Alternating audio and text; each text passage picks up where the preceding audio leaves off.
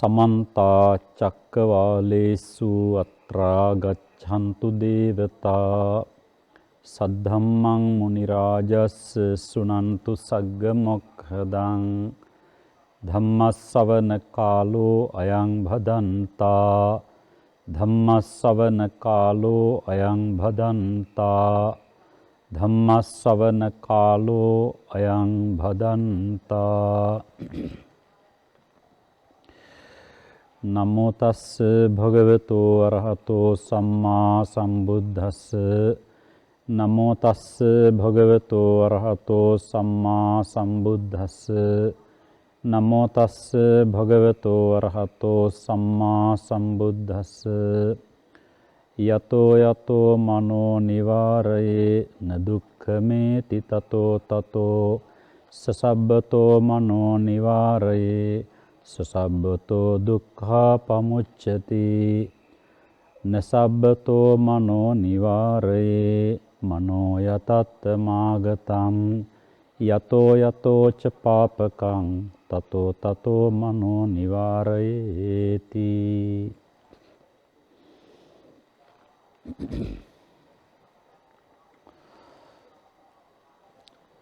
පින්වත් චම්පානෝනා මහත්මිය එම මහත්මය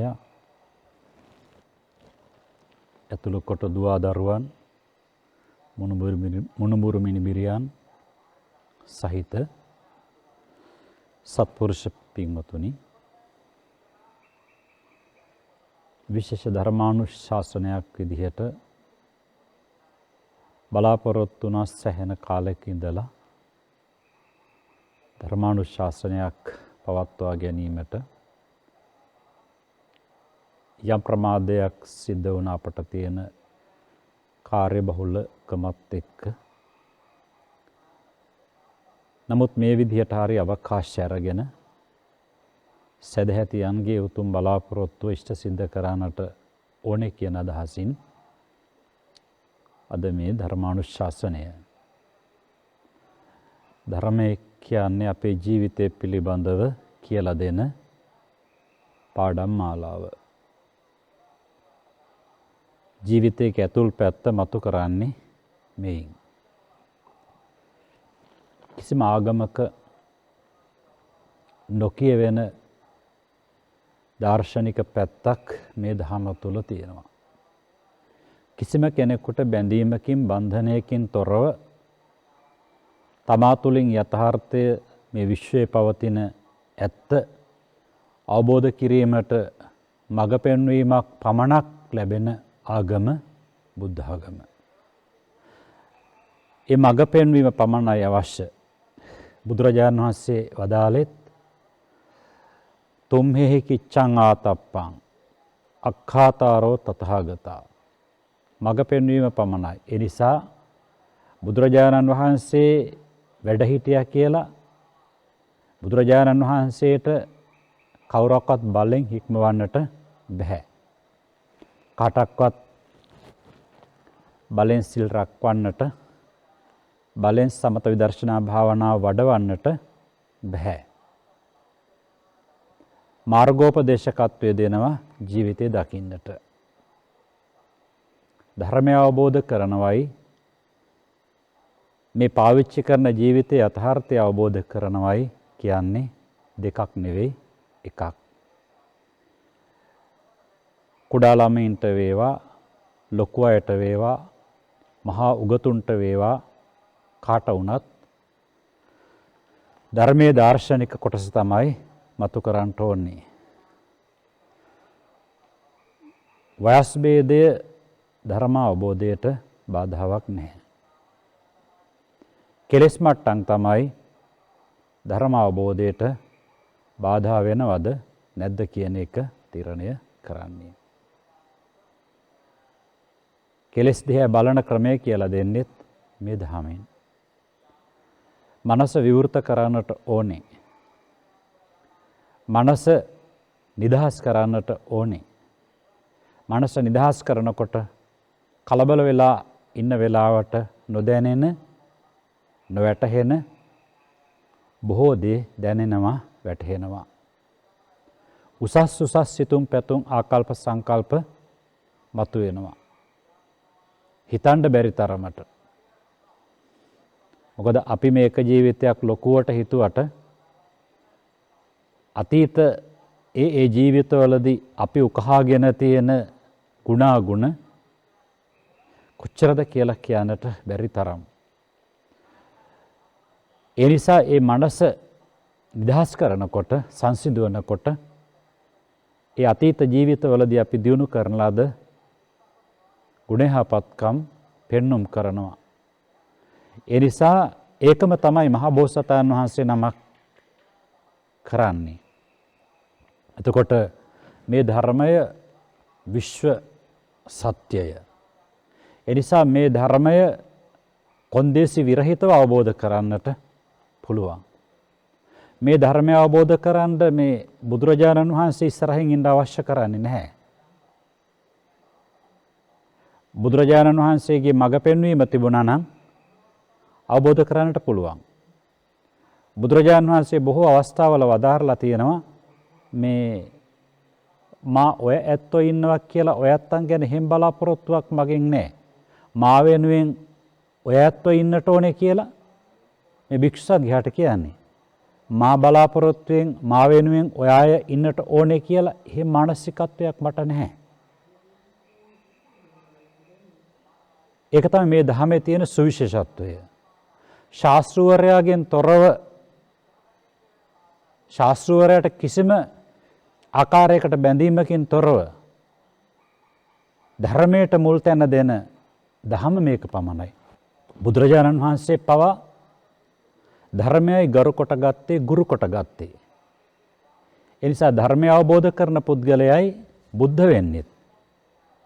සිද්ධාර්ථ කුමාරයා බුද්ධ වුණා කියන්නේ ධර්මය අවබෝධ කිරීම. ඒ නිසා එහෙම ගත්තට පස්සේ මේක හරි සියුම් වැඩපිළිවෙලක්.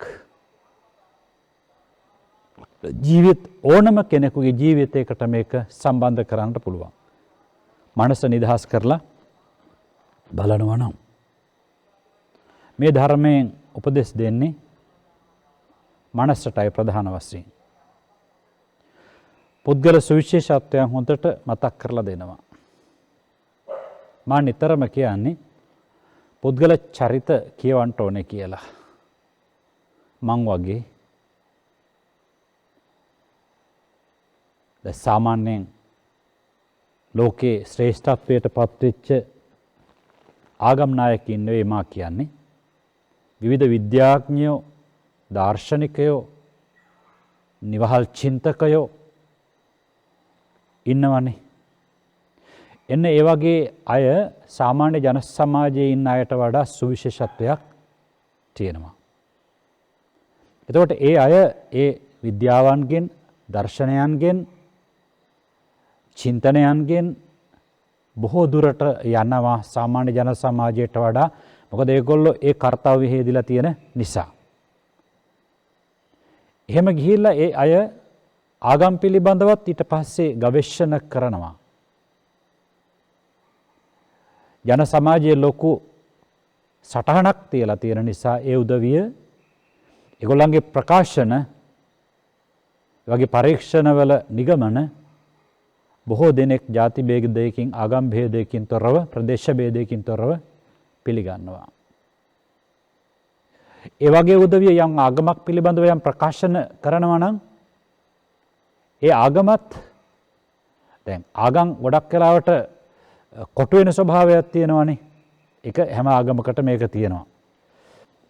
ඒ ආගම් වල තියෙන දාර්ශනික පැත්තට වඩා බාහිර සංකේත ඉස්සරහට ගත්තට පස්සේ බෙහෙවින්ම ඒ ආගම් වලින් ලැබෙන මඟ පෙන්වීම සීමා සහිත කොටස් වලට තමයි පැතිරිලා යන්නේ. ඒක හොඳ නැහැ. ඒක හොඳ නැහැ. ඒක නිසා ආගම් අතර මහා මිනිමරා ගැනීම පවා මහා විනාශයන් සිද්ධ වෙනවා. බාහිර සංකේත එල්ල කරලා. ඒ නිසා කවුරු වුණත් මොන ආගමක හිටියත් මා කියන්නේ ඒ ආගමේ කෙරෙන මඟ පෙන්වීම ටිකට අවධානය යොමු කරන්න. බුද්ධ ආගම තරම් බැලුවට පස්සේ බුද්ධාගමට තරම් එරෙහි වෙන බලවේග මා දන්නේ නැහැ මේ ලෝකේ තවත් ආගමකට තියෙනවද කියලා. බුද්ධ ධර්මයට එරෙහි වෙන තරමට බලවේග අනිත් ආගමකට තියෙනවද කියලා මා දන්නේ නැහැ.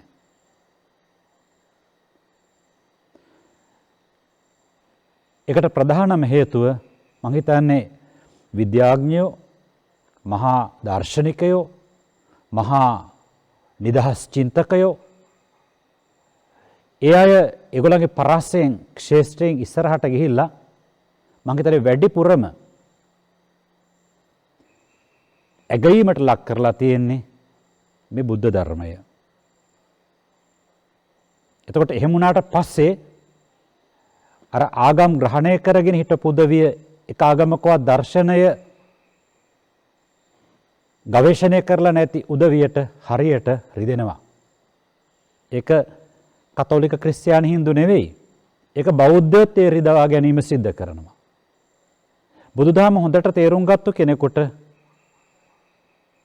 ඒක එච්චර ගණන් ගන්න හොඳ නැහැ කියලා මා හිතනවා. මොකද හේතුව මේ දහම විශ්වයේ යථාර්ථය චතුරාර්ය සත්‍ය කියලා කියන්නේ. එතකොට ඒ යථාර්ථය අවබෝධ කර ගැනීමට මනස් යොමු කරලා නැත්නම් එතන බුදුදහමේ ක්‍රියාත්මක වීම තියනවාද ඒ ජීවිතය තුළ කියන එක ප්‍රශ්නයක්. ඒ නිසා මම නිතරම කියන්නේ දහමේ දාර්ශනික කොටසට, මනෝවිද්‍යාත්මක කොටසට අපි අවධානය යොමු කරන්නට ඕනේ. ඒකට කොන්දේසි නැහැ. ඒකට ಜಾති ભેදයක් නැහැ. ඒකට ප්‍රදේශ ભેදයක් නැහැ. ඒකයි සංරක්ෂණය විය යුත්තේ. ඒකට හොඳ sannivedakayෝ ගිහි පැවිදි දෙපාර්ශ්වයෙන්ම හැදෙන්නට ඕනේ. කිරිඳි ධම්මානන්ද නායක හාමුදුරුවෝ ජාත්‍යන්තර තලයේ ලොකු සටහනක් ලැබූ කෙනෙක්. හැබැයි එක ආගමකවත් මං හිතන්නේ උන්වහන්සේට තරහකාරයෝ නැහැ. තරහකාරයෝ නැහැ. මොකද හේතුව උන්වහන්සේ සංකේතයන්ට වඩා ආගමික මුල් තැන දුන්නේ දර්ශනයට. කාටක්වත් උන්වහන්සේ කියන දෙයකට එකඟ නොවී ඉන්නට බෑ. ඉතින් ඒ නිසා ඒ ක්‍රමය තමයි අපට අවශ්‍ය කරන්නේ. ඒ ක්‍රමේ සාර්ථකයි. ඒක අබෞද්ධයන්ට පමණක් නෙවෙයි බෞද්ධයින්ටත් ඒක එහෙම තමයි. ඒ නිසා ඒ අහලා තියෙනවද දන්නේ ඇල්බර්ට් අයින්ස්ටයින්ගේ කතාවක්. ඇතමෙක් අහලා ඇති. හුඟක් බුද්ධ ධර්මයේ අධ්‍යයනය කරපු කෙනෙක්. බොහෝ ධර්ම පිළිබඳව විග්‍රහයන් කරලා තියෙනවා, මත ඉදිරිපත් කරලා තියෙනවා. එක මතයක් තමයි එතුමා ගැන ලියවිච්ච පොතපතවල තියෙනවා religion without science is blind. Science without religion is cripple කියලා. අහලා නැති වෙනට හේතුවක් නැහැ. ඒ චරිත අධ්‍යයනය කරන්නට ඕනේ. මේ අපි භික්ෂුන් වහන්සේලා වෙලා බුදුරජාණන් වහන්සේගේ චරිතවලට අමතරව, රහතුන් වහන්සේලාගේ චරිතවලට අමතරව බොහෝ සීලාදී ගුණයන්ගෙන් ඉදිරියට ආපු ඒ චරිත අධ්‍යයනය කිරීමට අමතරව අර විශේෂිත චරිත අධ්‍යයනය කරනවා. එහෙනම් ගිහි පින්වතුන් වශයෙන් කළ යුතුමයි එබඳු චරිත කියවීම.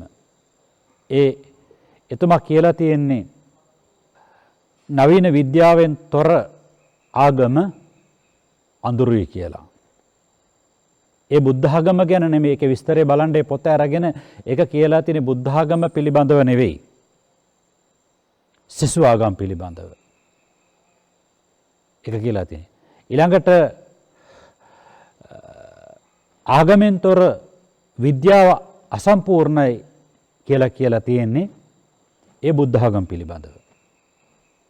රිලිජන් කියලා කියන්නේ ආගම කියන එකනේ. හැබැයි රිලිජන් කියන එකේ තියෙනවා බැඳීම කියන අර්ථයක්.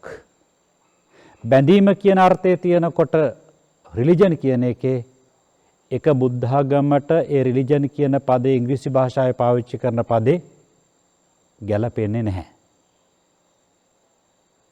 හොඳට මතක තියාගන්න ඕන කාරණයක්. අපි රිලිජන් කියලා බුද්ධ ධර්මයට කිව්වට ඒ ඉංග්‍රීසි භාෂාව ගොඩක් කතා කරන අය කතෝලික නිසා ඒ ඇත්තෝ රිලිජන් කියලා දාලා තියෙනවා. ඒ අනුව ඒ අර්ථය හරි. මොකද රිලිජෝ කියන ලතින් භාෂාවෙන් ශබ්ද ප්‍රකෘතිය තුලින් රිලිජන් කියන නාමපදය සකස් වෙලා තියෙනවා. බැඳීමක්, තවත් දෙවි කෙනෙකු සමග බැඳීමක් කියන එකයි රිලිජන්. එතකොට ආගම කියන එකේ හැබැයි අර්ථය තියෙනවා නියමාර්ථය. ආගම කියන්නේ ආගමිස්සන්ති අත්තත්ත පරත්තාදෝ ඒතේනාති ආගමෝ. තමාගේ අනුන්ගේ නැත්නම් ඇතුළාන්තේ බාහිර සියලු දියුණු වීම් සලසන නිසා එකට ආගම කියලා කියනවා.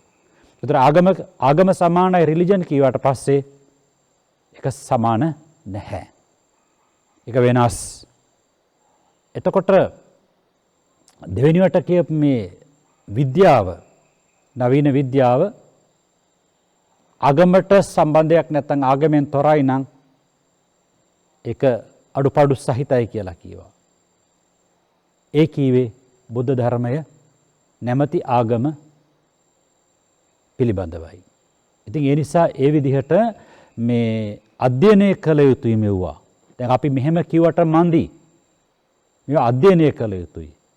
ගවේෂණය කළ යුතුයි. බුද්ධ ධර්මය කොන්දේසි විරහිතව ගවේෂණය කරන්නට පුළුවන්. කොන්දේසි නෑ බුද්ධ ආගම ගවේෂණය කරන කෙනෙකුට. බුද්ධ ධර්මයේ කියවෙන්නේ වැඩිපුරම බුදු රජාණන් වහන්සේ පිළිබඳව නෙවෙයි. මා නිතරම කියන දෙයක් තමයි මේ ධර්මයේ විස්තර කරනකොට පුළුවන් තරම් අඩුවෙන්, එහෙම නැත්නම් නැතුවම හරි, ජේතවනාරාමය, පූර්වාරාමය, අනේපිඬු සිටුතුමාලාදී ඒ රජවරු ගත්තොත් බුදුරජාණන් වහන්සේ ගැන නොකියා වුණත් මේ ධර්මයේ කියන්න පුළුවන්. මොකද අපි බුදුරජාණන් වහන්සේ කියනකොට වචනය ඇහෙනකොටත් සමහරව වේ සාදු කීවට අනිත් ආගමක කෙනෙකුට එකට කැමති නැහැ සමහරලාවට. ඒගොල්ලෝ බුදුරජාණන් වහන්සේ කියන වචනේ ආපු ගාම ඔකට අපට අදාළ නැහැ. ඔක බෞද්ධයින්ට අදාළ කියලා සමහරලාවට ප්‍රතික්ෂේප කරනවා. ඒ නිසා බුදුරජාණන් වහන්සේ ගැන නොකිය ධර්මයේ ගැන කියලා ධර්මයේ වටහා ගන්න බැරිකමකුත් නැහැ. එහෙම කොතෙකුත් චරිත තියෙනවා. අපි නිතර ඒවා ගැන කතා කරනවා. ඒකම තමයි බුදුරජාණන් වහන්සේ වදාළේ යෝ ධම්මං පස්සති සෝමං පස්සති. යමෙක් ධර්මයේ දකිනවා නම් මව දැක්කා වෙනවා. රූපකයෙන් දැක්කේ නැතුවට අඩුවක් නැහැ කියන කැතරින් අදහස් කරන්නේ. ධර්මකාය සම්පත්තියයි දකින්න ඕනේ. ධර්මකාය සම්පත්තිය දකින්නට උත්සාහවත් වෙනකොට ඉස්සරලාම යමු වෙනට ඕනේ ධර්මයේ ප්‍රාථමික අවස්ථාවේ ඉඳලා උත්කෘෂ්ඨ අවස්ථාව දක්වා. ධර්මයේ පටන් ගන්නේ බුද්ධං සරණං ගච්ඡාමි කියලා. ධර්මයේ පටන් ගන්නේ රාගක්ඛයාය ධම්මෝ දේසිතෝ, දෝසක්ඛයාය ධම්මෝ දේසිතෝ, මෝහක්ඛයාය ධම්මෝ දේසිතෝ. රාග ද්වේෂ මොහ ක්ෂය කිරීම සඳහායි බුද්ධ ධර්මය. චතුරාර්ය සත්‍ය ධර්මය. චතුරාර්ය සත්‍ය ධර්මය කියලා කියන්නේ මේ මහා මුළු විශ්වයේම යථාර්ථය. කොටස් 4කට වර්ගීකරණය කිරීම. දුක්ඛ, සමුදය, නිරෝධය, මාර්ගය. ලෝකේ සත්‍යතා ගොඩක් තියෙනවා. ගුරුත්වාකර්ෂණයත් සත්‍යයි. ප්‍රභා සංශ්ලේෂණයත් සත්‍යයි. තවත් බොහෝ සත්‍යතා තියෙනවා. දුක්ඛ සත්‍ය, සමුදය සත්‍ය, නිරෝධ සත්‍ය, මාර්ග සත්‍ය කියලා කියන්නේ ආර්ය සත්‍ය. ඒ සත්‍ය හොයන්න කවුරක්වත් පිටට යන්න අවශ්‍ය කරන්නේ නැහැ. ඒ සත්‍ය හොයන්න කාටවත් මෙවලමක් උපකරණයක් අවශ්‍ය කරන්නේත් නැහැ. ඒ සත්‍ය ගවේෂණය කිරීම සඳහා අවශ්‍ය කරන්නේ තමගේ මනස කියන මෙවලම හසුරවන්නට ඕනේ. මනස කියන මෙවලම හසුරවනවා කියලා කියන්නේ පින්වතුනි මනස නිදහස් කරන්නට. නිදහසේ හිතන්නට දෙන්න. ඒකයි අවශ්‍ය. මනස නිදහස් කරන්නට ඕනේ. මනස නිදහස් කරාට පස්සේ බොහෝ දේවල් ඒ නිදහස් මනසට රාග ද්වේෂ මොහ රහිත මනසට දැනෙනවා. රාග ද්වේෂ මොහ රහිත මනසට දැනෙන හැඟෙන පරාසය රාග ද්වේෂ මොහ සහිත මනසට දැනෙන අඳුරුයි. ඉතින් ඒ නිසා දැන් බලන්න එතකොට දැන් අපට දැන් මේ චතුරාර්ය සත්‍ය කියන්නේ එතකොට බලන්න දැන් දුක්ඛ සත්‍ය. කායික මානසික වශයෙන් අපට දැනෙන දුක්. මේක පොඩි ළමයට දැනෙන්නේ නැද්ද? තරුණයාට දැනෙන්නේ නැද්ද? තරුණියට දැනෙන්නේ නැද්ද? මැදිවේ ඉන්න කෙනාට දැනෙන්නේ නැද්ද? වයස්ගත පුද්ගලයාට දැනෙන්නේ නැද්ද? අන්‍යාගමික කෙනාට දැනෙන්නේ නැද්ද? ඒක දැනෙන්න බුදුරජාණන් වහන්සේ අවශ්‍යද? එහෙමනම් ඉතින් බුදුරජාණන් වහන්සේ පිරිනිවන් පෑවට පස්සේ එහෙමනම් ඉතින් කටක්වත් මාර්ගඵල ලබන්නට බෑ. බුදුරජාණන් වහන්සේ පිරිනිවන් පෑවට පස්සේ නම් කටක්වත් නිවන අවබෝධ කරගන්නට බෑ. ඒක නම් න්‍යාය. හැබැයි ඒක න්‍යාය නෙමෙයි. ඒ නිසා පේන දුරින් ගන්නට එතකොට තව දුර ගිය හැකි. පේන දේෙන් නොපෙනෙන ගොඩක් දේවල් හසු කර ගන්නට පුළුවන්. ඒ නිසා කායික මානසිකව ඇති වෙන දුක් මේක තමයි දුක්ඛ සත්‍ය. ඒවා එන ආකාර විවිධ වුණාට කෙටි කරාට පස්සේ කායික මානසිකව දුක්. ඊළඟට දුක්ඛ සමුදය සත්‍ය. හිතේ වැඩ කරන රාග, ද්වේෂ, මෝහ, මාන, දිට්ඨි ආදී කෙලෙස් ටික දැනෙනවා. කාටවත් දැනෙනවා. එතකොට ඒක දැනෙන්නේ නැත්තේ නෑ. කෙලෙස් ටික හොඳට මනසට දැනෙනවා. මේක තමයි දුක්ඛ සමුදය සත්‍ය කියලා දේශනා කළේ. එතකොට අපි යම් ක්‍රමයක් මේ කෙලෙස් ටික අයින් වෙන විදිහට මනස හසුරවනවා. ප්‍රාණඝාත ආදියෙන් වැළකෙන්න අධිෂ්ඨාන කරනවා, මුසාවාද ආදියෙන් වැළකෙන්න අධිෂ්ඨාන කරනවා, මෛත්‍රී, කරුණා, මුදිතාව වාගේ සුළු භාවනාවක් කරනවා, ආනාපාන සති වාගේ භාවනාවක් කරනවා. ඒවට ආගමක් නැහැ. ඒවට ආගම් අවශ්‍ය කරන්නේ නැහැ. ආස්වාස ප්‍රස්වාස මේ ස්පර්ශ වෙන තැනට අවධානය යොමු කරගෙන ඉන්න. ඒකට ආය ආගමක් අවශ්‍ය කරන්නේ නැහැ. ඒක මේ විශ්වයේ ස්වභාවයක්. ඒකයි අපි වෙනස් විදියට හිතාගෙන හිටියට මේ විශ්වයේ ඒකක අපි. එතකොට විශ්වයේ යථාර්ථයේ චතුරාර්ය සත්‍ය. එතකොට විශ්වයේ යථාර්ථය චතුරාර්ය සත්‍ය වෙනකොට ඒ චතුරාර්ය සත්‍ය මේ පංචස්කන්ධය කියන පංච උපාදානස්කන්ධය කියන සත්‍යය කියලා හඳුන්වන මේක හරහා අවබෝධ කරගන්නට පුළුවන්. බෝසතාණන් වහන්සේ මේ චතුරාර්ය සත්‍ය අවබෝධ කරගන්නට මේ විශ්ව නීතිය, විශ්ව සත්‍ය අවබෝධ කරගන්න කොහෙවත් ගියේ නැහැ. එකම තැන බොමැඩ ඉඳගෙන ආස්වාස ප්‍රස්වාස ආනාපාන සති භාවනාවෙන් පටන් ගත්තා. හිත සමාධි වුණා. ඔය කියන චතුරාර්ය සත්‍ය දුකට හේතුව නැති කිරීමේ වැඩපිළිවෙල තමයි අර ඉඳගෙන කළේ. කෙලෙස් ටික අයින් වීමත් එක්ක නිරෝධ සත්‍ය ප්‍රත්‍යක්ෂ වුණා. ඉතින් ඔබ කල්පනා කරලා බලන්න ඔබ කෙලෙස් දුරු කරනවද කියලා. ඔබ කෙලෙස් දුරු කරනවා නම් ඔබට නිරෝධ සත්‍ය හසු වෙනවා. ඉතින් අනිත් සත්‍ය තුන ඔබට විද්‍යමානයිනේ. කායික මානසික දුක්ඛ සත්‍ය. හිතේ පවතින රාග ආදී, ලෝභ ආදී කෙලෙස් සමුදය සත්‍ය. ඔබ අර විදිහේ කරුණා මෛත්‍රිය ආදී ආනාපාන සති වාගේ දෙයක් කරනවා. එතකොට හිතේ කෙලෙස් යටපත් වෙනවා. ප්‍රාණඝාත ආදියක් කරන්න හිත තමට අවස්ථාවක් සැලසෙනකොට පව් නේද? මරුන් කනකොට තමාට වේදනාව වගේ මේ සතාටත් වේදනාව එනවා නේද? එනිසා මේකෙන් වැළකෙන්නට ඕනේ. හොරකම් කරන්නට හොඳ නෑ නේද? මගේ දෙයක් කෙනෙක් හොරකම් කරනකොට මට දුක ඇති වෙනවා. එයාටත් ඒක ඇති වෙනව නේද? අන්න ඒ විදිහට අපි ප්‍රාණඝාත ආදියෙන් වැළකිය යුත්තේ, මුසාවාද ආදියෙන් වැළකිය යුත්තේ බුදුරජාණන් වහන්සේක එපා කියපු නිසා නෙමෙයි. තවත් ශාස්ත්‍රවරයෙක් ඒක කරන්න එපා කියපු නිසා නෙමෙයි. ඒක විශ්වයට පටහැනි නිසා. ඒක විශ්ව නීතිය හමුවේ, විශ්ව සත්‍ය හමුවේ විශ්වයට පටහැනිව යෑමක්. විශ්වයට පටහැනිව යෑම තුළින් අර කියන කායික මානසික දුක් ඇති වෙනවා. විශ්වයේ යථාර්ථයයි බුදුරජාණන් වහන්සේ දේශනා කරන්නේ. එතකොට විශ්වය කියලා කියන්නේ ඒකයි. ඒතර විශ්වයේ කොටස් ඒකක අපි. මෙන්න මේ දාර්ශනික පසුබිමට තමයි පින්වතුනි අපි එන්න ඕනේ. මිනිස්සු ලෝකේ බොහෝ සැප හොයනවා. බලන්නකො මේ දහම නොලැබීම නිසා, එක්ක හරියට නොලැබීම නිසා මේ ධර්මයේ තියෙන දාර්ශනික කොටස අපි හොඳට භාෂාවක් ඉගෙනගෙන ජාත්‍යන්තර තර්කානුකූලව දාර්ශනික කොටස් බුදුරජාණන් වහන්සේ ගාවන්නෙත් නැතුව, වෙනත් ආගමක ශාස්ත්‍රවරයෙක් ගාවන්නෙත් නැතුව, බුදුරජාණන් වහන්සේ බුදු වෙච්ච තැන කියන්නෙත් නැහැ. චතුරාර්ය සත්‍ය අවබෝධ බුද්ධත්වයේ ලැබුත මේ ඉපදිච්ච තැන කියන්නෙත් නැහැ. බුද්ධත්වයේ ලැබුත තැන කියන්නෙත් නැහැ. ධර්මය දේශනා කරපු ප්‍රථම තැන කියන්නෙත් නැහැ. පිරිනිවන් පාපු තැන කියන්නෙත් නැහැ. සුද්ධෝදන රජුරෝ ගැන කියන්නෙත් නැහැ. අබිනිෂ්ක්‍මණය ගැන කියන්නෙත් නැහැ. ඉපදෙනකොට සිද්ධ වෙච්ච සුවිශේෂතා කියන්නෙත් නැහැ. මහාමායා දේවිය ගැන කියන්නෙත් නැහැ. සරියුත් මුගලන් ආදී උතුමන් වහන්සේලා ගැන කියන්නෙත් නැහැ.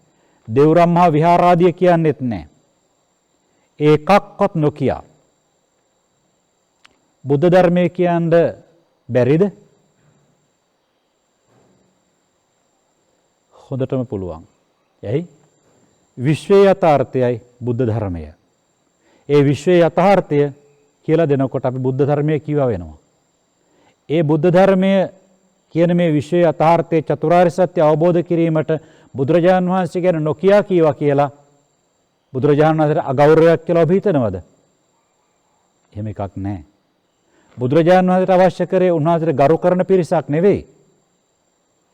ධර්මයට ගරු කරන පිරිසක්, ධර්මය අවබෝධ කරන පිරිසක්. බුදුරජාණන් වහන්සේ කොයි වෙලාවකවත් එනම් ගරු කර වක්කලි ස්වාමීන් වහන්සේ කොච්චර හරි බුදුරජාණන් වහන්සේ ළඟට වෙලා හිටියා. මොකද වක්කලියෝ ඒක කරන්නේ? තේරුමක් නැති වැඩක් කරන්නේ. මේ කෙස්ලොම් නියද සම්මස් ආදී කුණු කයක් මේ දෙතිස් මහා පුරුෂ ලක්ෂණ තිබුණාට මේක බලාගෙන මොකද්ද ඒ කරන්නේ? යන්න තේරුමක් නැහැ මේ වැඩේ. අන්න බලන්න එතකොට එතන තමයි දේශනා කළේ යෝ ධම්මං පස්සති සෝමං පස්සති. පැහැදිලි එතකොට. බුදුරජාණන් වහන්සේගේ අනුශාසනාව තියෙන්නේ බුදුරජාණන් වහන්සේට මල් පාම් සුවඳ දුම් පූජා කර ඉන්න එක නෙවෙයි. ඒවා එපා කියන එක නෙමෙයි මේක. ඒක කරන්නට ඕනේ. හැබැයි ඒක කරමින් එතන නතර නෙවි ආමිස පූජාව ප්‍රතිපත්ති පූජාවට උපනිශ්‍රය කරගෙන ධර්මයේ දාර්ශනික කොටස් ගවේෂණය කරන්නට ඕනේ. එතකොට බුදුරජාණන් වහන්සේව හඳුනා ගන්න විදිහයි බුදුරජාණන් වහන්සේගේ දෙතිස් මහා පුරුෂ ලක්ෂණ ආදිය හරහා හඳුනා ගන්න විදිහයි අහසට පොළොව වගේ වෙනස්. මම නිතරම කියන්නේ ඒකයි බුදුරජාණන් වහන්සේව සොයන්ට ඒ විදිහට ධර්මයේ සොයාගෙන ගියොත් බුදුරජාණන් වහන්සේ ළඟ තමයි නතර වෙන්නේ. ඒ ධර්මයේ ගැඹුරු කොටස්, දාර්ශනික කොටස් මතු කරනකොට යම් කිසි කෙනෙක් ඇසුවොත් මේක කොහෙද තියෙන්නේ කියලා අන්න එදාට පමණක් කියලා දෙන්න මේක තමයි බුද්ධ ධර්මය කියන්නේ කියලා.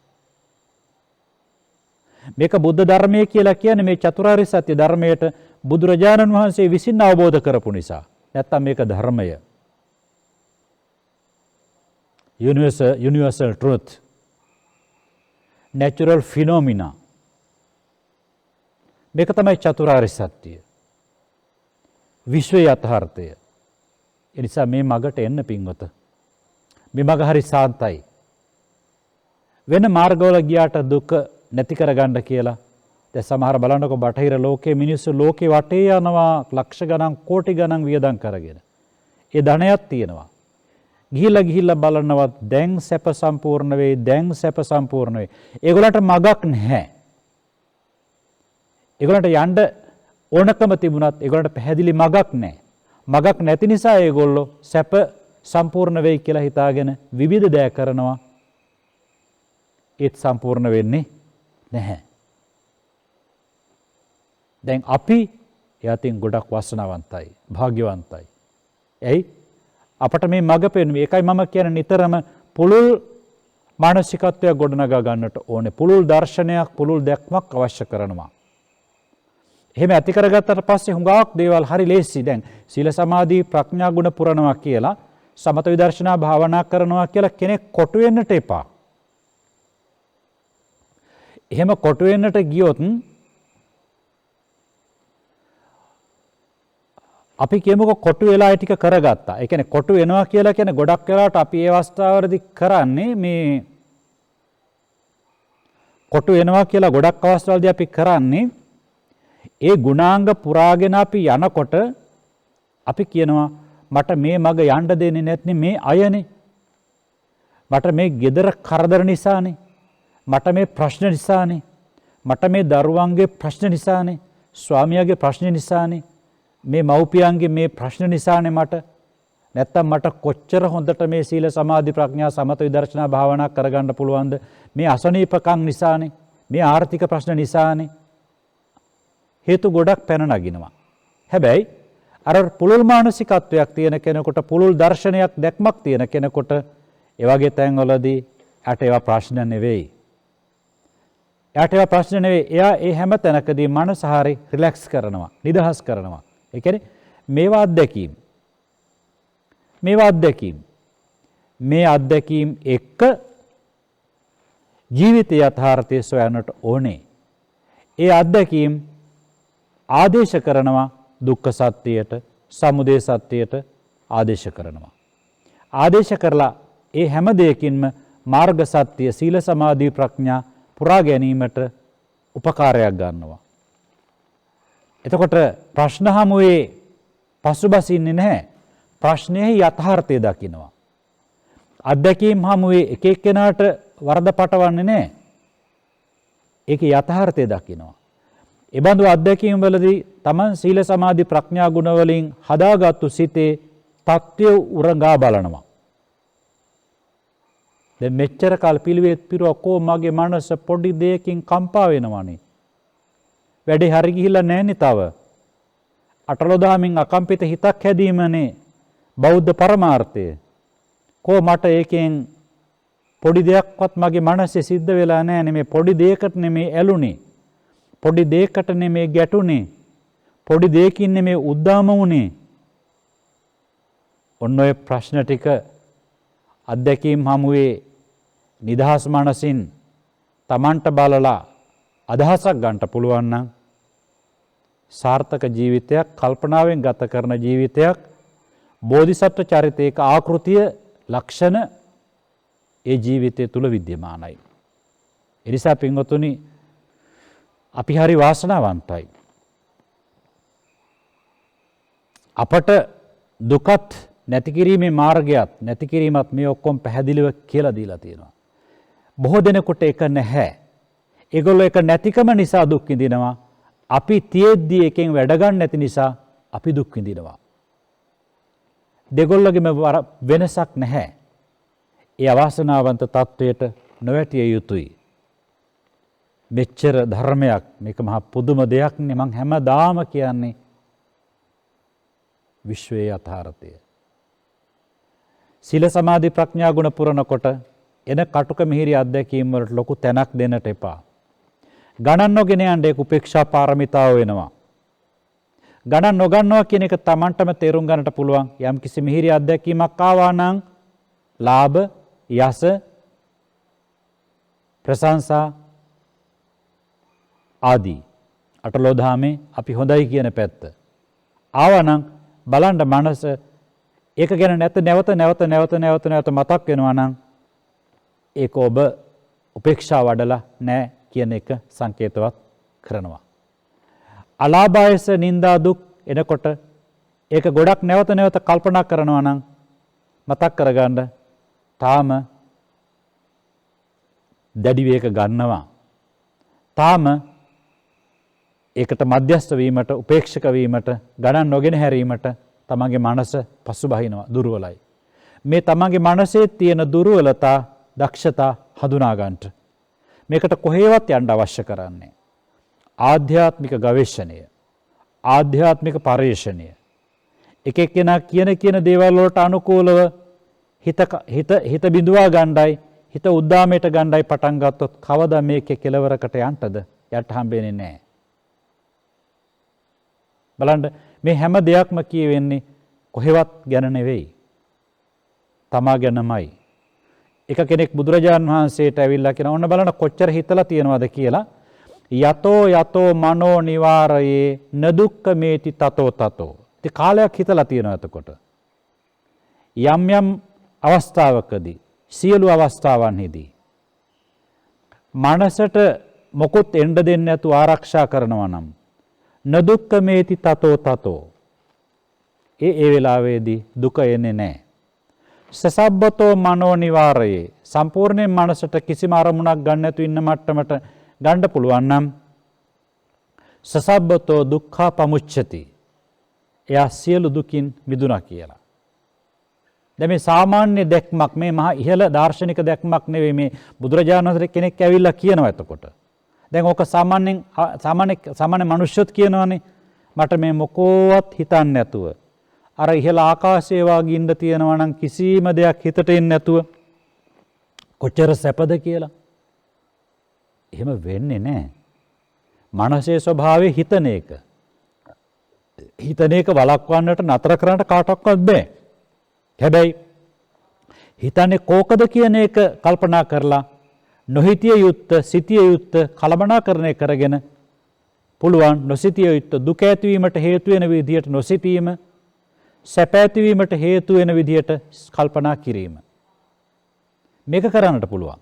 කිසිම දෙයක් නොහිතා මනසක් තියාගන්නට කාටවත් බෑ. ඒක විශ්ව ධර්මතාව. ඒක නිසා බුදුරජාන් වහන්සේ ඒක සංස්කරණය කරනවා නසබ්බතෝ මනෝ නිවාරයේ.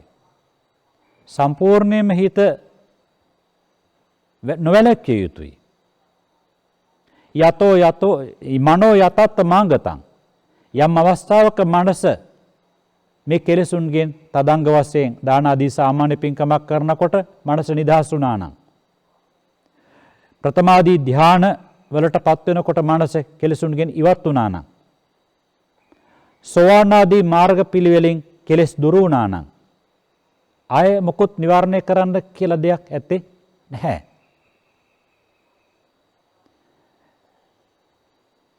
මනෝ යතත් මාගතං. ඊට පස්සේ දමණයටපත් වුණාට පස්සේ එතනින් හට මොකුත් කරන්න අවශ්‍ය කරන්නේ නැහැ. යතෝ යතෝච පාපකං තතෝ තතෝ මනෝ නිවාරේ.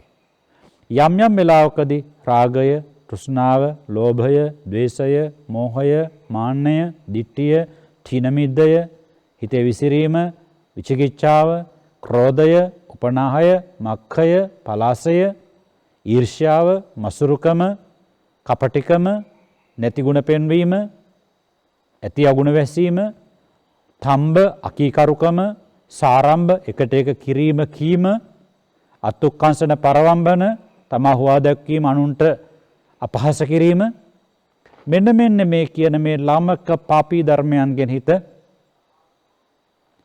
ඉවත් කරගන්නට. යතෝ යතෝ පාපකං තතෝ තතෝ මනෝ නිවාරේ. යම් යම් වෙලාවක ඒ ලාමක සිතවිලි පහළ වෙනවා නම් අන්න ඒකෙන් මනස නිවාරණය කරගන්නට, ඉවත් කරගන්නට. අන්න එතකොට අර මුල් කෙනාට ලොකු වැටහීමක් නැහැ. හැබැයි සාමාන්‍ය අදහසක් කියව දල අදහසක්. ඒ කියන්නේ මනසට කිසිම දෙයක් නොගන්න මට්ටමට තියාගන්න පුළුවන් නම් අන්න සියලු දුකෙන් මිදීම කියලා. බුදුරජාණන් වහන්සේ කියනවා නෑ එහෙම නෙවෙයි. යම් යම් වෙලාවක අර කියමු රාග ආදී, ද්වේෂ ආදී සිතුවිලි පහළ වෙනවා නම් අන්න ඒ වගේ මනස ආරක්ෂා කරගත යුතු වන්නේ. එතකොට දැන් මේක හොඳට තේරුම් ගන්න. මේක මනස කාටක් තියෙනවනේ, හිත කාටක් තියෙනවා. එහෙනම් ඒ අනුව කල්පනා කරලා ගත්තට පස්සේ ලොකු කලමනාකරණයක් කරගන්නට ඕනේ. දැන් අපේ ජීවිතවල තියෙනවනේ හැම කෙනෙකුටම දක්ෂතා, කුසලතා තියෙනවා.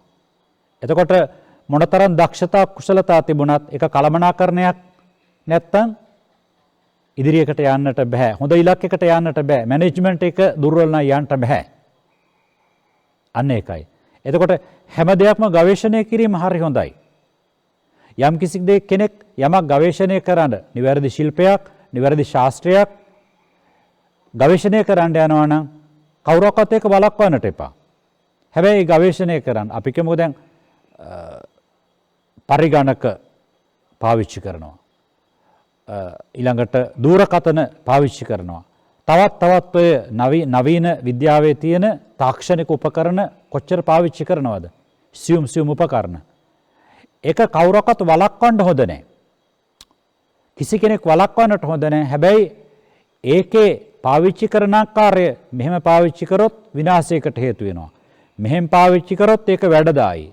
අන්න ඒක ඒ අවබෝධය දෙන්න පුළුවන් නම් ඒක තමයි වැදගත් වෙන්නේ. අපි කියමු දුරකථනය කෙනෙකුට ළමයෙකුට පාවිච්චි කරන්න එපා කියලා සම්පූර්ණයෙන් ලොක් කරලා දානවා. දැන් ඊට පස්සේ එතනදී ළමයාගේ මානසිකත්වයේ කුතුහලකාරී මානසිකත්වයක්. එතකොට එහෙම වුණාට පස්සේ එයා නිතරම ඒ ආතතියක් වගේ යට ගොඩ නැගෙනවා.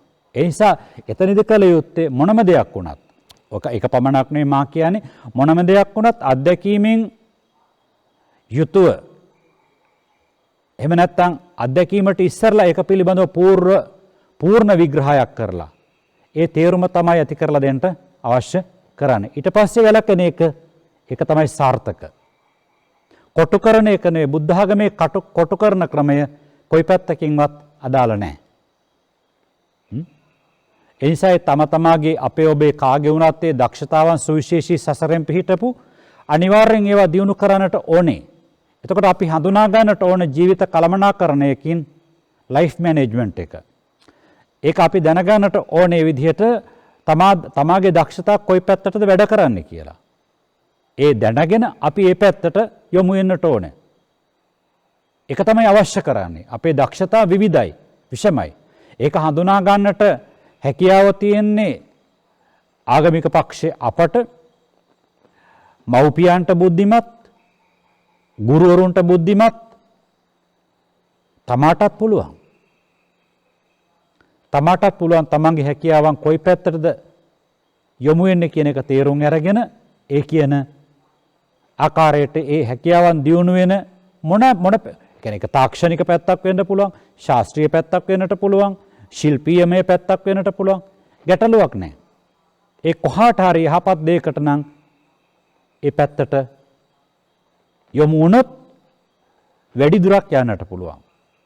ඒ පැත්ත වහලා මව්පියෝ කැමති වෙන පැත්තකට තවත් කෙනෙක් කැමති වෙන පැත්තකට යොමු කළොත් දරුවෙකු හරි තවත් කෙනෙකු හරි එයාට අර යන්න තියෙන දුර සුවිශේෂත්වයට පත්වෙට තියෙන හැකියාව බොහෝ සෙයින් කොටු වෙනවා, අඩු වෙනවා. එයි එයා යම් කිසි දෙයකට කැමතියි කියලා කියන්නේ එක භාවිත සිතක් ඒ පිළිබඳව අතීත ජීවිතවලදී මනස යොමු කරලා තියෙනවා. ඉතින් මේ වගේ මම කියන්නේ මේ හැම තැනකදීම මේ ධර්මයෙහි එන මඟ පෙන්වීම සම්බන්ධ කරගන්නට බැරි තැනක් ඇත්තේ නැහැ. මේ ධර්ම හරි මනෝවිද්‍යාත්මකයි. මේ ධර්ම හරි විශ්වීයයි. මේ ධර්ම හරි ආධ්‍යාත්මිකයි. මේ ධර්ම හරි ශාස්ත්‍රීයයි. මේ ධර්ම සදාතනිකයි. කාලෙන් කාලට බුදුරජාණන් වහන්සේලා පහළ වෙලා සොයාගන්න මේ විශ්වයේ යථාර්ථය බුද්ධ ධර්මය. ඒක කෙලෙස් අඩු කෙනාට විවෘතයි. කෙලෙස් වැඩි කෙනාට වැහිලා. එයාට මේකේ වටිනාකමක් තේරෙන්නේ නැහැ. ඉතින් මේ බණ අහන ඔබට යම් ඉංගියක් හරි දැනුණා නම් එතන ඉඳලා වෙනස් වෙන්න. පුළුල් චින්තනයක් හදාගෙන මොකද්ද? බුදුදහම අනුගමනය කරනවා කියලා කියන්නේ දුකෙන් මිදෙනවා කියන එක පැත්තට දාන්න. මොකද හේතුව දැන් දුකෙන් මිදෙනවා කියොත් කෙනෙක් කියොත් අපට එහෙම දුකක් ඇත්තේ නැහැ අපි සැපෙන් ඉන්නවා කියලා. දැන් දුක්ඛ සත්‍ය අවබෝධ කරනවා කියලානේ කියන්නේ. සමුදය සත්‍ය අවබෝධ කරනවා කියලානේ කියන්නේ. නිරෝධ සත්‍ය අවබෝධ කරනවා කියලානේ කියන්නේ. මාර්ග සත්‍ය අවබෝධ කරනවා කියලානේ කියන්නේ. අවබෝධ කරනවා. ඒතර චතුරාර්ය සත්‍ය කියන්නේ අජීවී සජීවී මේ මුළු මහත් විශ්වයේ ඒවා බ්‍රහ්ම ලෝක වෙන්න පුළුවන්, දිව්‍ය ලෝක වෙන්න පුළුවන්, විද්‍යාඥයෝ හොයාගන්න ඔය ග්‍රහ ලෝක වෙන්නට පුළුවන්. මේ හැම දෙයකම යථාර්ථය තමයි චතුරාර්ය සත්‍ය කියන විශ්වයේ ස්වභාවය. විශ්වයේ ස්වභාවයයි සත්‍ය හතරකට ගොනු කරන්නේ. බුද්ධ ආගම ගවේෂණය කරන කෙනෙකුට යම් කොටසක් හසු වුණා නම් ඒ හසු වුණ කොටසට අනුයාතයි තව ලොකු කොටසක්. ඒ කියන්නේ හසු වුණ කොටස හසු වුණ එක නියැන්දියක්, සාම්පලයක්. තව බොහෝ දේවල භෞතික විද්‍යාව එක වෙනස්. ඒගොල්ලෝ යම් කොටසක් හොයා ගන්නකොට ඒගොල්ලන්ට හසු නොවෙච්ච පැත්ත ඊට සමානුපාතිකව ඉහළ යනවා. භෞතික විද්‍යාවෙන් පුළුවන් මව් කිරිවල සාන්ද්‍රණය හොයාගන්න, සංයුතිය. හැබැයි මව් කිරි හදාගන්න බෑ. භෞතික විද්‍යාවට ඒක හසු වෙන්නේ නැහැ. ඒතර හොයා ගන්නකොට ඊට සාපේක්ෂව හොයා නොගත්තු පැත්ත ඉහළ යනවා. විද්‍යාවට පුළුවන් මීපැණි වල සාන්ද්‍රණය කියන සංයුතිය ඉන්ග්‍රීඩියන් එක. හැබැයි එයාට මීපැණි හදන්න බෑ. ඒ කියන්නේ හොයා ගන්න කොටසත් එක්කලා සොයා නොගත්තු කොටස විශාල අනුපාතයකින් ඉහළ යනවා. මේගොල්ලෝ අඟහරු ලෝකෙට ගියාලු ගිහිලා ආලෝක තරංග විහිදුවනකොට ඒගොල්ලන්ට එක පැත්තක් පමණක් එළිය වෙනකොට අනිත් පැති ඔක්කොම අඳුරුයි. ඕක තමයි භෞතික විද්‍යාවේ ගවේෂණයේදී ලැබෙන අත්දැකීම. මේ ආධ්‍යාත්මික ගවේෂණය කරන්නේ කෙලින්ම රාග ද්වේෂ මෝහ ආදී කෙලෙස් දුර්වල කරමින්. ඒ දුර්වල කරනකොට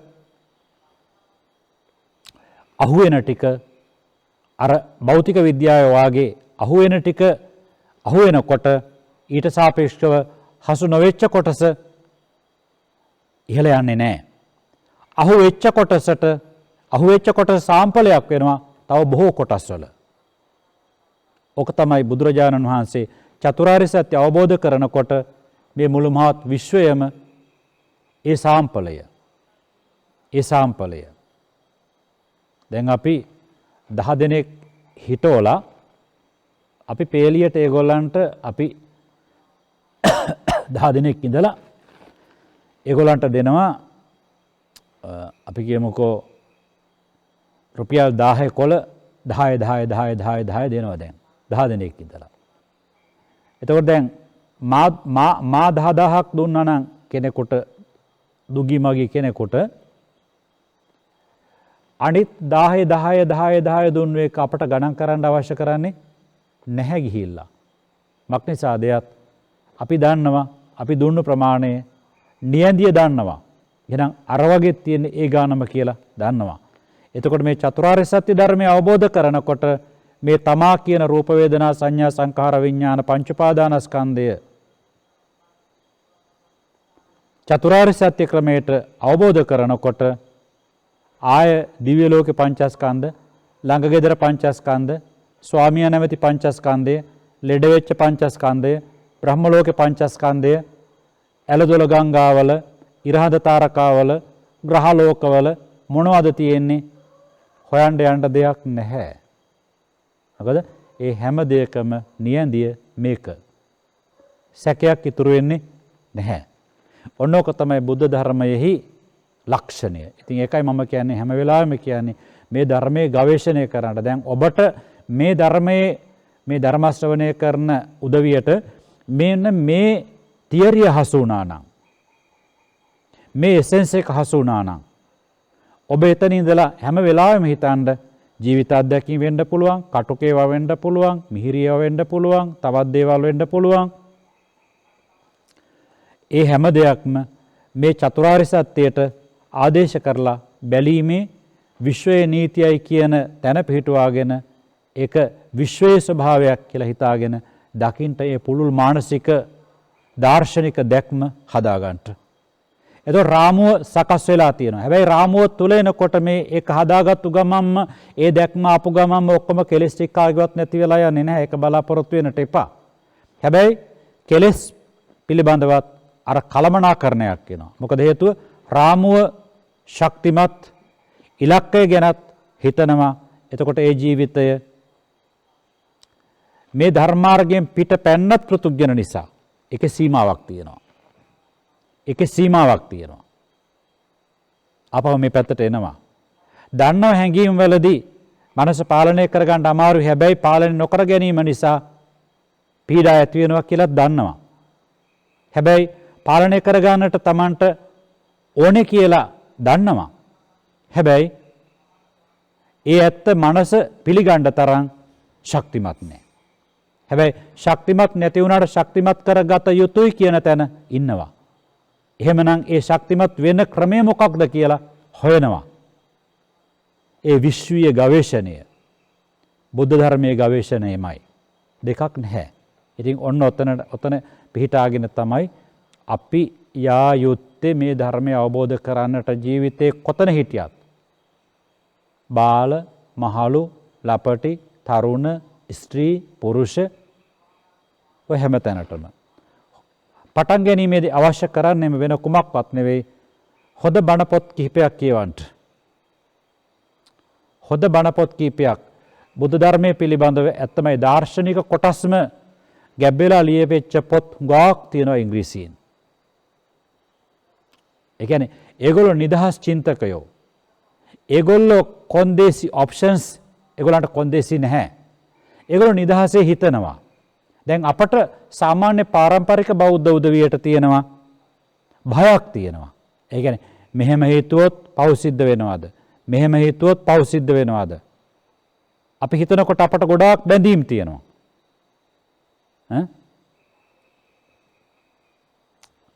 අර නිදහස් චින්තකයා එහෙම නැහැ. බුද්ධ ධර්මයේ ඒ අය හොයන්නේ ජේතවනාරාමයේ නෙවෙයි. ඒ අය හොයන්නේ බුදුරජාණන් වහන්සේවත් නෙවෙයි. ඒ අය හොයන්නේ සාරිපුත්ත ආදී ස්වාමීන් වහන්සේලාත් නෙවෙයි. ඒ අය හොයන්නේ සුද්ධෝදන රජුරුවනුත් නෙවෙයි. ඒ අය හොයන්නේ ඉපදිච්ච තැනත් නෙවෙයි. ඒ අය හොයන්නේ බුදු වෙච්ච තැනත් නෙවෙයි. ඒ අය හොයන්නේ දුෂ්කර ක්‍රියා කරපු එකත් නෙවෙයි. ඒ අය හොයන්නේ පිරිනිවන් පාපු තැනත් නෙවෙයි. ඒ අය හොයන්නේ ඉන්දියාවත් නෙවෙයි. ඒ අය හොයන්නේ දහම.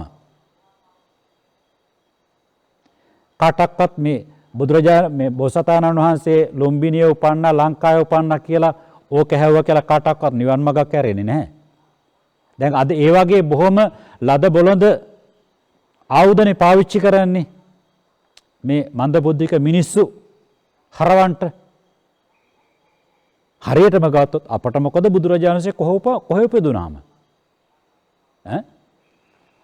බුදුරජාණන් වහන්සේ උපන්න තැන දන්නේ නැති අය, බුදුරජාණන් වහන්සේ බුදු වෙච්ච තැන, බෝසතාණන් වහන්සේ බුදු වෙච්ච තැන දන්නේ නැති අයට ප්‍රථම ධර්ම දේශනාව පමණක් නෙවෙයි නම් ධර්ම දේශනා බොහෝ තැන් වල පැවැත්වුවානේ.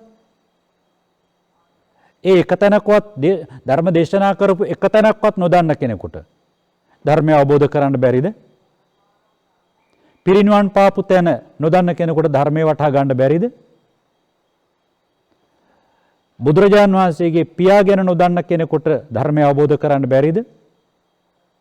ඔන්න ඕක තමයි ගවේෂණය කළ යුත්තේ. ඒ නිසා මම නිතරම කියන්නේ අපට අවශ්‍ය කරන්නේ දෙසූ ධර්මයේ විනා ඊට වඩා දෙයක් නෙවෙයි.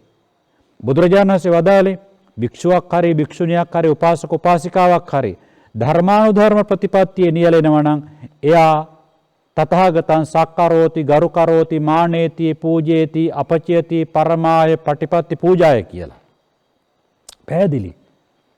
ඉතින් අර සාමාන්‍ය කෙනෙකුට නැත්තම් අර ඉස්ලාම් ආගමේ වාගේ ඒ දෙයියෝ කොහේ පහළ වුණාද මොකක්වත් එහෙම අවස්ථා සම්බන්ධයක් නැහැ.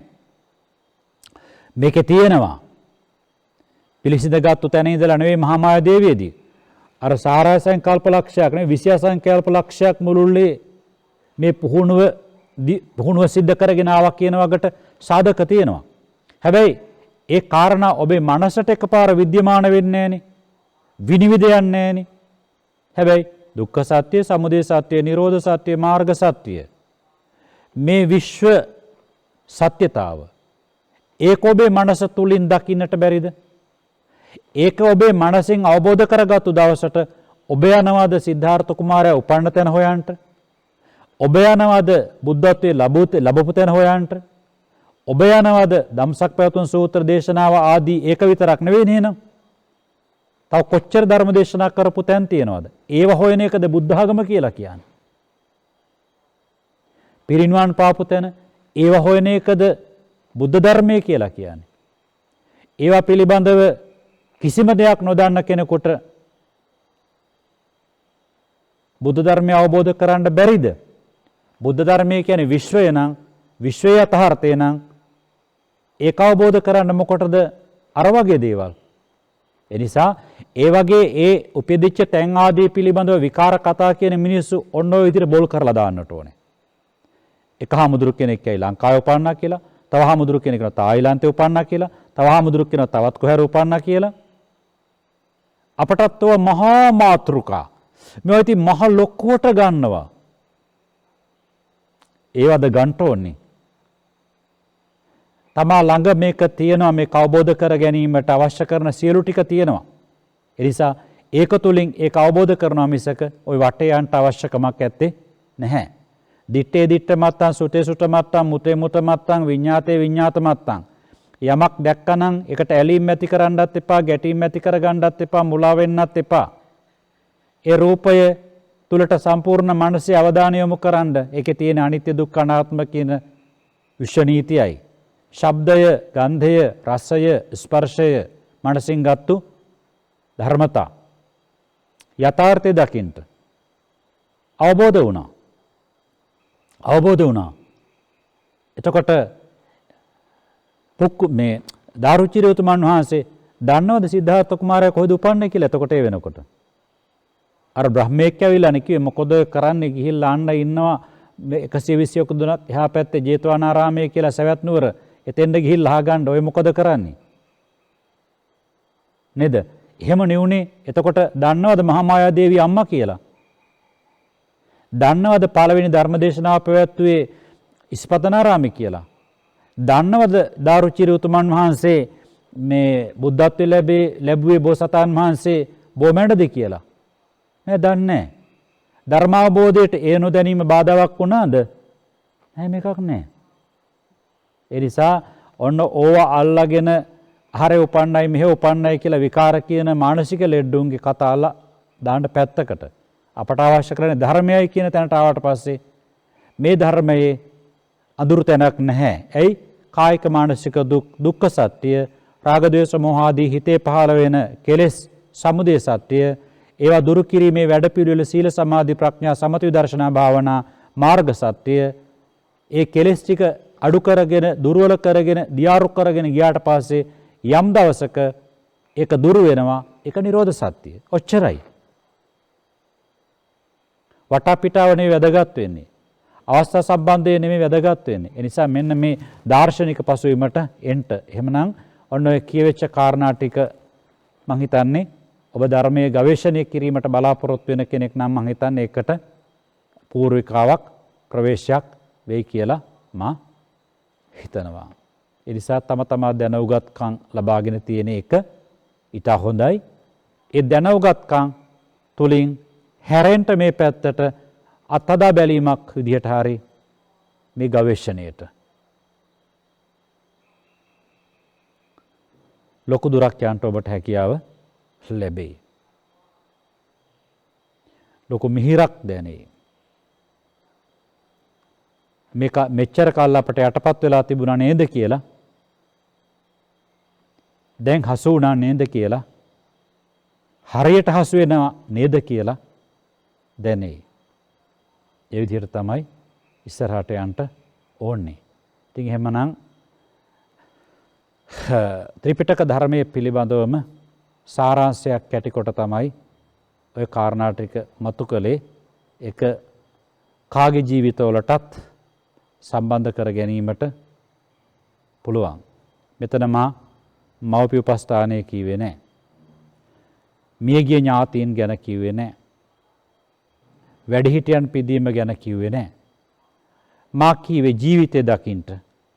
එතන ක්‍රියාත්මක වෙනකොට අනික් හොඳ නරක, කළ යුතු නොකළ යුතු, හල යුතු නොහල යුතු, ගත යුතු නොගත යුතු කායික වාචසික මානසික ක්‍රියාත්මක වීම, හල යුතු නොහල යුතු, ගත යුතු නොගත යුතු තමා ඉදිරියේ අතේ රේඛා පේනවා වාගේ, ඉරහඳ පේනවා වාගේ විද්‍යමානයි පිරිසිදු මනසට. එවනම් ධර්මානුශාසනාවේ සමාප්තිය සනිටුවන් කිරීමටයි සූදානම. හොඳයි. මේ ධර්මානුශාසනාව පැවැත්වීම තුළින් බලාපොරොත්තු වෙන උතුම් ධර්මමය අධිෂ්ඨානයන් ප්‍රාර්ථනාවන් එදා මාතලේ අලුලෙන්හි ධර්මය ග්‍රන්ථාරූඪ කලාසේම මෙදා සිදුවන ග්‍රන්ථාරූඪිත ධර්මය නවීන තාක්ෂණයට මුසු කරමින් අනාගතයේදී පරිණත භික්ෂු පිරිසක් තැනීමට අවශ්‍ය මේ ථේරවාදී බුදුදහම ඉගැන්වීම සරලව ඉගෙනීමට උචිත ධර්මයේ තාක්ෂණිකව සංරක්ෂණයට දායක වීම, සුද්ධ බුද්ධ වචන අසන්නට කුකුසකින් තොරව දරන්නට ලැබෙන පුණ්‍යවන්ත අවස්ථාවක් වීමයි කියලා එතුමියගේ පුණ්‍යවන්ත සතුට උදානයක් කල්ැතුවම ඉදිරිපත් කරලා තියෙනවා. පුණ්‍යානුමෝදනාව වන්‍යාරච්චිලාගේ සාගරරත්න, එඩ්ලින් කුමාරි හාමි සාගරරත්න, JW හැරිසන්, වයලට් හැරිසන් සහ දෙපාර්ශ්වයේ පරලෝ සැපත් සියලුම ඥාතිහිතවතුන්ට මාස 9කට පෙර පරලෝ සැපත් ලක්ෂ්මී වීරකෝන් මෑණියන් වහන්සේට, තිලින තෙන්නකෝන් මහත්මයාගේ නැන්දනියට පුණ්‍යානුමෝදනා කිරීමට අපේක්ෂිතයි. ඒ හැම දිනාටම මේ පින් වේවා, හැම දිනාම නිවනින් සැනසෙත්වා. මටත් ආශිර්වාද කරලා තියෙනවා. නිදුක් නිරෝගී සුව දීර්ඝායුෂ ප්‍රාර්ථනා කරලා තියෙනවා. ඒක ඉතා හොඳයි. අරණ්‍ය වාසී සියලුම ස්වාමින් වහන්සේලාට සෙත්මෙත් ප්‍රාර්ථනා කරලා තියෙනවා. චින්තක වීරකෝන් දොස්තර මහත්මයා මේ කටයුතු වලට ගොඩාක් සම්බන්ධ වෙන අනුග්‍රහ කරන මහත්මයෙක්. එතුමාටත් ආශිර්වාද කරලා තියෙනවා. ඒ වගේම චම්පා මහත්මිය සිහිපත් කරනවා මේ නාලිකාවට අවශ්‍ය කරන උපකරණ ගෙන්වීමෙහිදී උපකාර කරපු කපිතාන් තිලින තෙන්නකෝම් මහත්මයා අපේ ආරණ්‍ය සේනාසනයට බොහොම සමීපචාරී තරුණ දරුවෙක්. ඒ මහත්මයාත් සිහිපත් කරලා ආශිර්වාද කරනවා. ඒ මහත්මයාට පමණක් නොව එතුමාගේ මාමණ්ඩියට එම නවනා මහත්මිය ගුරු මෞතුමියක්, බොහෝම ස්වාමින් වහන්සේලාට ගෞරවයෙන් සලකන තිලින තෙන්නකෝම් මහත්මයාගේ චූටි දියණිය. ඒ වගේම එම ගුරුතුමියගේ අභාව ප්‍රාපතුන් මෞතුමිය සිහිපත් කරලත් අපි ලක්ෂ්මී මහත්මිය සිහි කරලත් පුණ්‍යානුමෝදනා කිරීමට මේක අවස්ථාවක් කරගන්න අතරට මේ මතක් කරලා තියෙන හැම දිනාටම උතුම් බුද්ධ ආදී රත්නත්‍රය ආශිර්වාදයේ ලැබේවා. හැම දිනාම හැම කාලෙ නිදුක් වෙත්වා, නිරෝගී වෙත්වා, සුවපත් වෙත්වා. හැම දිනාටම එකම බුදු පිරිසක්ව පාරමී පුරාගෙන චතුරාර්ය සත්‍ය අවබෝධය දක්වා සැනසෙල්ල වේවා. මේ ධර්මානුශාසනාව පැවැත්වීම සඳහා දායකත්වය දරමින් ධර්ම sannivedanaye සඳහා විශාල අනුග්‍රහ කරන පින්වත් චම්පා මහත්මිය, එම මහත්මයා, දුවදරුවන්, මුණුබුරු මිනිමිරියන්, බෑනාවරුන් ආදී ජීවතුන් අතර ඉන්න අනෙකුත් ඥාතිහිතයිශීන් හැම දිනාටම නිදුක් බව, නිරෝගී බව, කායික මානසික සැනසෙල්ල බුද්ධ ආදී රත්නත්‍රය ආශිර්වාදයෙන්ම සැලසේවා. උතුම් ප්‍රාර්ථනාවන් සියල්ලක්ම සමෘද්ධ වේවා. නොදුන් දන් දෙමින් දුන් දන් වැඩි කරමින්, නොරැකි සිල් රකිමින් රැකපු සිල් වැඩි කරමින්, නොයඩු සමත විපස්සනා වඩමින් වඩා තියෙන සමත විපස්සනා වැඩි කරමින් මේ මගම යෑමට හැම දිනාටම ශක්තිය ලැබේවා. පින්වත් මහත්මයා නමින් මිය පරලොව ගිය මෑත කාලයේ ඒ පියාණන්ට මේ පින් අත්පත් වේවා. එතුමාගේ පරලොව ජීවිතය සුගතියක්ම වේවා. සියලු දෙනා නමින් මිය පරලොව ගිය යම්තාක් ඥාති ආදී කෙනෙක් පරණ ජීවිතවලින් නමුත් පිනත් බලාපොරොත්තුවෙන් වෙසෙත් නම් ඒ හැම දිනාටමත් මේ පින් වේවා. ඒ හැම දිනාමත් නිවන් කෙලවර කොට මේ පින් පරිභෝග කරත්වා. රටෙන් ලෝකයෙන් මේ වසංගතය ඉක්මනින්ම ඉවත් වේවා.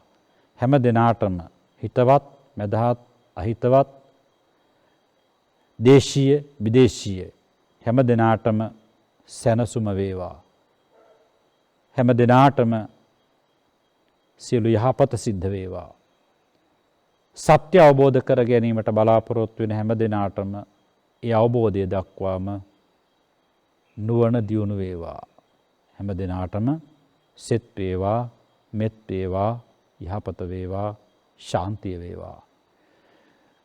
ආකාසට්ඨා ච බුම්මට්ඨා දේවා නාග මහිද්దికා පුඤ්ඤන්තං අනුමෝදිත්වා චිරන් රක්ඛන්තු ශාසනං. ආකාසට්ඨා ච බුම්මට්ඨා දේවා නාග මහිද්దికා පුඤ්ඤන්තං අනුමෝදිත්වා චිරන් රක්ඛන්තු දේශනං.